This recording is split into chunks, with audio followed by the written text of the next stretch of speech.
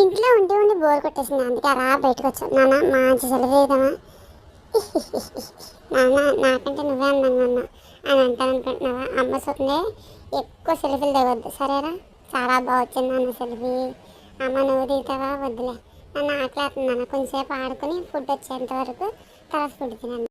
గుడి గంటలు మోగిన వేళ మది సంబరపడుతోంది. నాన్న క్లీన్ చేయి బల్ల.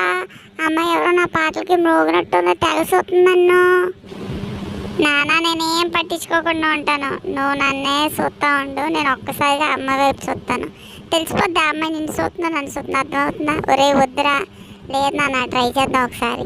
నాన్న ఆ అమ్మాయి నన్నే చూస్తుందా? నాకు కన్ఫర్మ్ అయిపోయింది, ఆ అమ్మాయి మోగింది. నాన్న నువ్వేం టెన్షన్ పడకు నాన్న, కొంచెం సేపట్లో అమ్మాయి వచ్చి నన్ను ఎత్తేసుకుంటుంది. నువ్వు నా అమ్మ కలిసి మంచి డేట్ ఎంజాయ్ చేయండి. నీ బర్త్డే కదా రేపు.